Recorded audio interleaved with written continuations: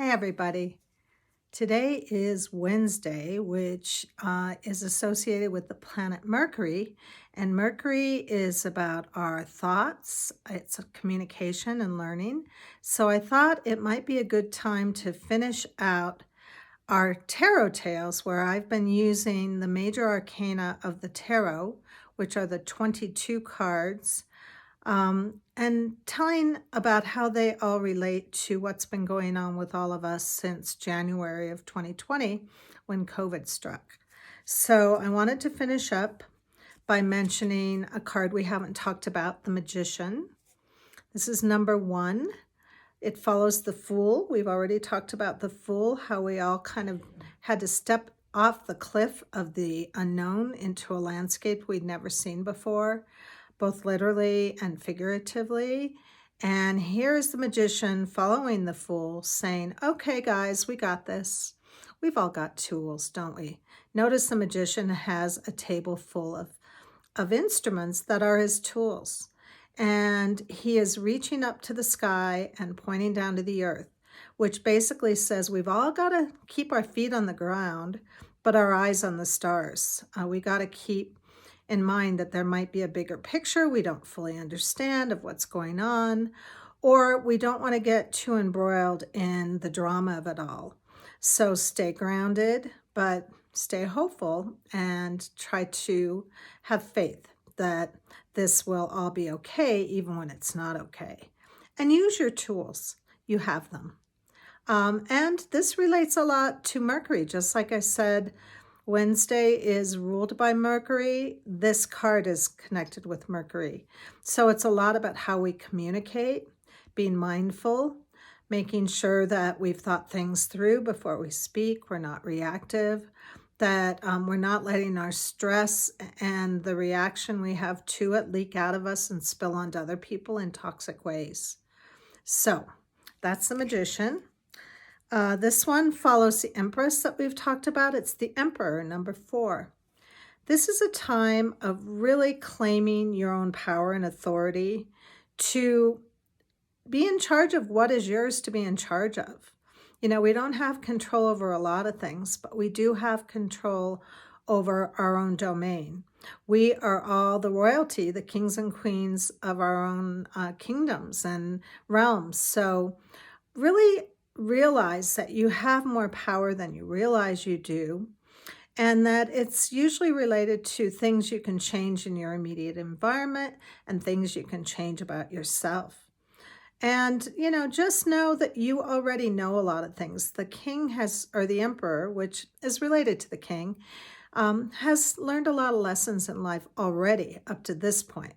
So no matter how old you are right now during this pandemic, take heart in knowing that you have learned a lot of things in your life and that you can put them to good use and find some stability and security over the things you can control. The next one is called the Hierophant. It's it's a strange word that we don't hear of much these days. And I'm using the traditional Rider-Waite-Coleman deck, Coleman-Smith deck actually. And this is the old traditional Hierophant, and it kind of basically represents the Pope. But in the modern day interpretation, it's very different than that. And what it means is that we all have a way of tapping into our own inner knowing and connecting with our own higher selves. The Pope used to do that for people and still does for people that are Catholic. They're kind of an intermediate between the spiritual world, your religious beliefs, and yourself. But in many of our lives, we don't need a middleman, so to speak. We don't if we're not a practicing Catholic, that's not a practice that we have. So we can trust that we can tap into our highest and best self and our highest good during this time. Then that's followed by the Lovers. When we've learned the lessons of being an individual by being the Fool, the Magician, the High Priestess, which we've talked about, the Empress, and the Emperor, and the Hierophant, then it comes to number 6, and we can start looking outside of ourselves for a relationship. So, as we all know, during COVID, a lot of relationships were tested. And ironically, my daughter has gone to about 8 weddings this summer. So, a lot of people decided to make a commitment during this time. And I know of a few people who decided their relationship wasn't what they thought it was or wasn't meeting their needs when they had a chance to look at it a little closer. So they split. So COVID can have all kinds of impacts on our relationships. And the most important relationship we have is with ourselves. So this can also reference self-love and compassion for self. For us to have compassion for others, it really has to start within.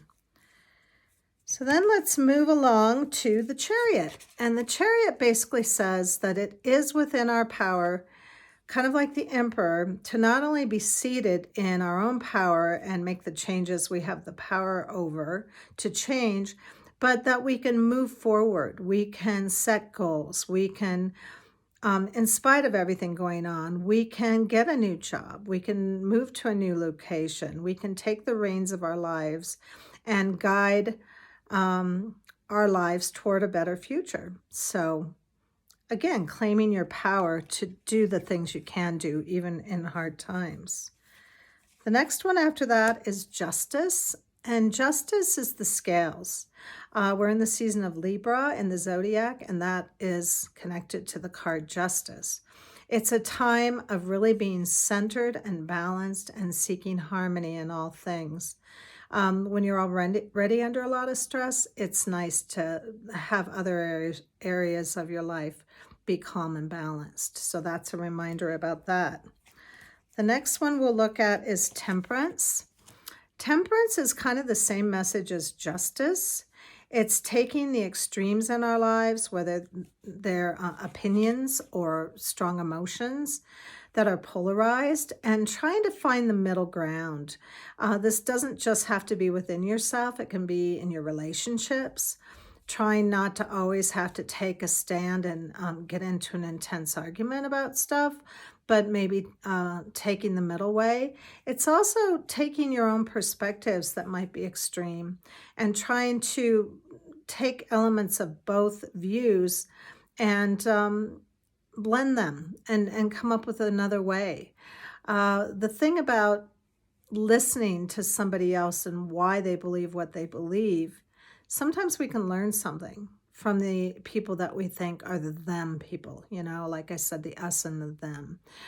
Maybe we can learn something, and maybe it's not the facts that we're going to learn, but we're going to learn why they have the perspective they do and why they're making the choices they are. And that in and of itself is tempering your relationship. It's making it a little softer, kinder, gentler, and easier to navigate.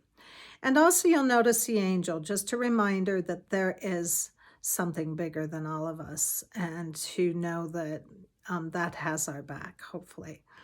Again, that's a faith thing, so you may not believe that, but that's what that card can remind us.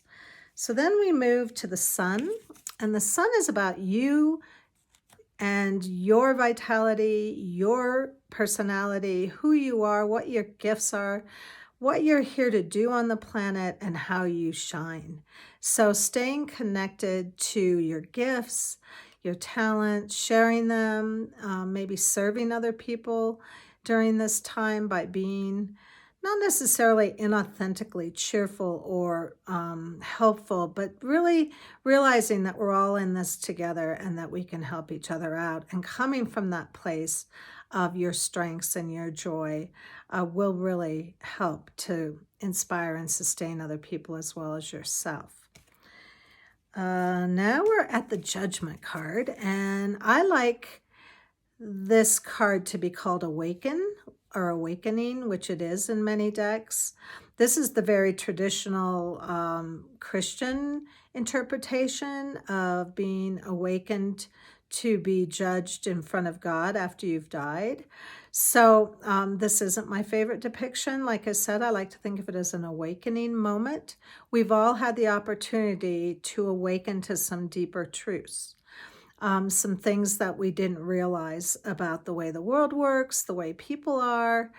Some of it's been a little distressing, quite frankly, but There's also been an awakening within me that I'm stronger than I thought I was, or that I can use this time to really go deep and develop myself or serve other people, which I'm trying to do. So I've awakened to that since COVID. So this is a time of thinking, what have I been awakened to?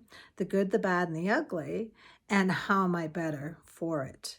You know, even though there have been some hard truths that have shown up and we see how divided our country is, for example, you know, before it wasn't that that didn't exist. It's just that we all had blinders on. So I'm the personality that likes to know what's real, not what is pretend. That way I can really kind of hunker down and handle or grow myself, my strengths to be able to handle that instead of being blindsided when I find out that things aren't the illusion that I thought they were. So I hope that that's not too distressing for you to find out some of those truths. And then the last one is the World. And this is the end of the major arcana. It's card number 21. We started with the Fool. We end with the World. And that's when we've learned so many lessons. We've gone on this journey and learned all these different things and are better for it and are ready to graduate to the next level of spiritual, emotional, mental, physical development, ready to be better humans and to march forward to the beat of our own authentic drum.